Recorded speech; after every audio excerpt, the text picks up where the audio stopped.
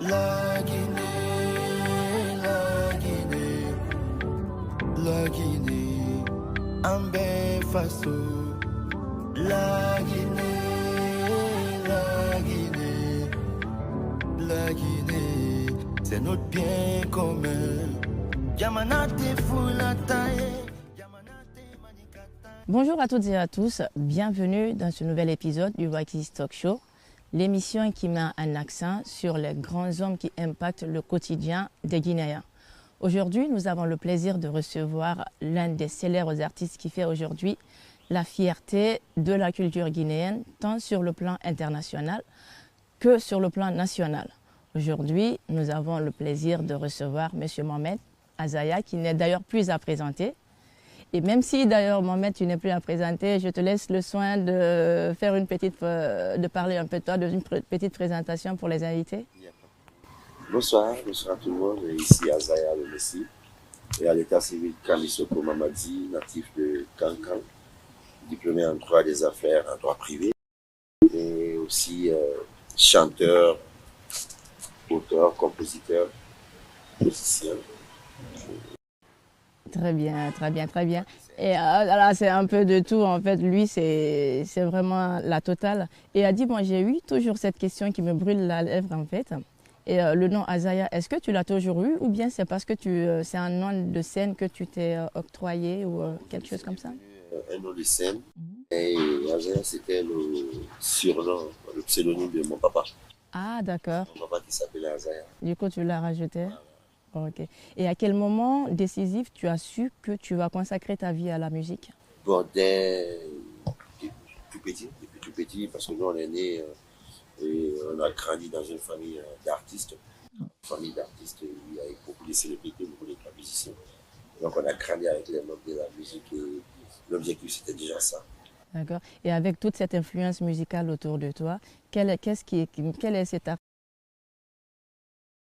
musical les débuts, sur le plan national ou à l'international? Bon, d'abord j'ai été influencé d'abord par ceux qui m'ont élevé, parce que c'était d'éminents artistes, d'éminents musiciens, chanteurs. Donc à part ça, dès que je suis arrivé dans le monde de la musique moderne, et j'ai été influencé par des artistes africains comme Salif Keita, Ismaël Lo, comme Youssou N'Dour, et aussi Sekouba Pambino. Des grands artistes, quoi. D'accord. Et comment décris-tu? Ah oui, j'ai vu ça parce que j'ai vu que tu l'as rendu d'ailleurs un très grand hommage récemment. Apparemment, il a vraiment été un pilier, un impact pour toi, hein, sur le plan depuis tes débuts. Oui, c'est un monsieur qui a beaucoup participé dans ma carrière, parce que déjà mon premier visa pour les États-Unis en 2008. Oui, tu m'as dit ça. Et j'ai passé près de 5 à 6 ans. J'étais avec lui. Ici à Conakry, c'était dans son groupe et j'étais le chef d'orchestre. C'est mon père spirituel. D'accord. Il m'a toujours considéré comme son propre fils. Et très bien. Et comment décris-tu l'évolution de ta musique depuis le début et jusqu'à aujourd'hui? Bon, moi je pense que j'ai pu dire alhamdoulilah.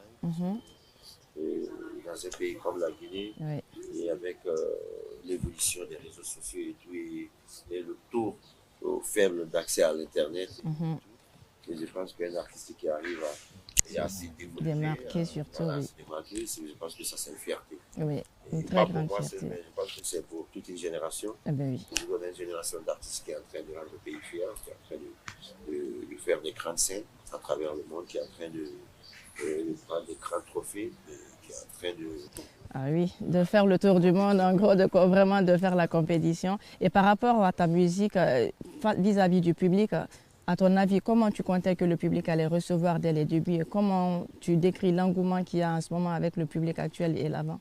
Bon, dès le début, j'ai été tellement préparé à ça. Moi, avant de chanter d'abord mes premières chansons, j'ai beaucoup côtoyé les grands artistes. J'ai d'abord eu des visas, j'ai voyagé en tant que musicien. Et j'ai accompagné soit en studio, soit sur scène tous les grands artistes du pays. Et ça fait que j'ai acquis beaucoup d'expérience.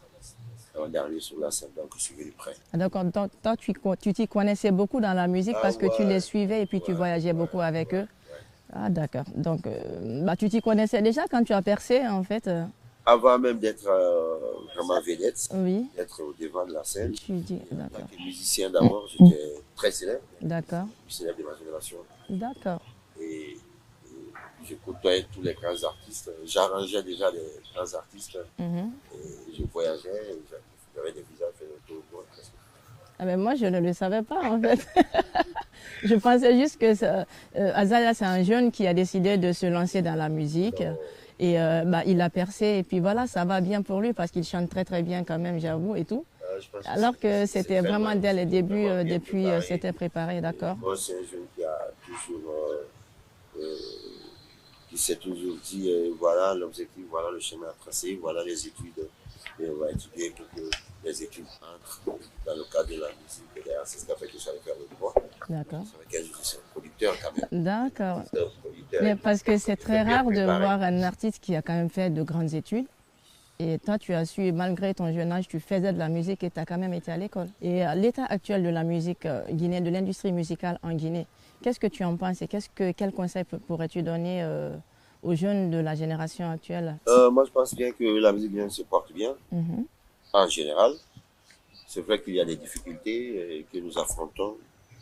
Euh, chacun à sa manière, chacun à sa dose. D'accord. Mais en général, moi, je dirais que notre musique se porte bien, surtout avec cette nouvelle génération qui est en train d'affronter le monde, qui est en train de compétir avec les autres artistes à travers le continent. Oui. Donc, je dirais que tout va bien. Et juste qu'il faut savoir que la musique, pour qu'un pays bouge, il faut que tout le monde bouge ensemble. Je crois que c'est ce qui manque en Guinée. C'est vrai. Et le mouvement d'ensemble.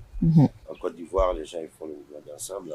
Au Sénégal, au Mali actuellement, et en France. Partout au Congo, partout dans le monde, il y a un mouvement. Malgré les petites querelles entre artistes, les égos, quand un artiste a un projet, c'est un mouvement d'ensemble. Tous les artistes se mettent ensemble pour le soutenir. Je pense que c'est ce qui manque à cette génération. Sinon, dans l'ensemble, il y a le talent, il y a d'éminents chanteurs, il y a des artistes à dimension internationale parmi nous. Il y a des artistes qui font des grands concerts dans des grands pays, dans des grandes salles à travers le monde parmi nous. Oui. Des artistes qui remportent des trophées. Je pense que 20 ans avant, c'était très rare. Oui, c'est vrai. Nos musiques sont écoutées hors du pays, dans les grandes boîtes de nuit, à travers le monde entier. Avant, c'était... C'est vrai que c'était un cercle restreint et puis c'était vraiment entre eux là-bas. Mais c'est vrai qu'en ce moment, ça s'exporte. Et justement, parlant de l'étranger, tu prépares un très grand concert pour le plaisir de tes fans de la diaspora française. Et donc, qu'est-ce que tu comptes les apporter vraiment pour cet événement-là? Parce qu'ils attendent vraiment ça, hein?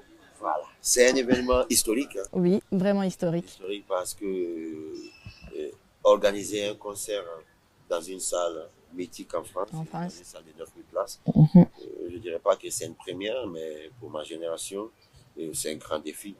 C'est un grand défi. Très grand, oui. Et je ne l'ai pas fait parce que je pense que je suis au-dessus, ou parce que c'est moi qui dois le faire, mais c'est parce qu'il est temps que la Guinée le fasse. Oui. Il est temps que la Guinée montre sa puissance musicalement à travers le monde.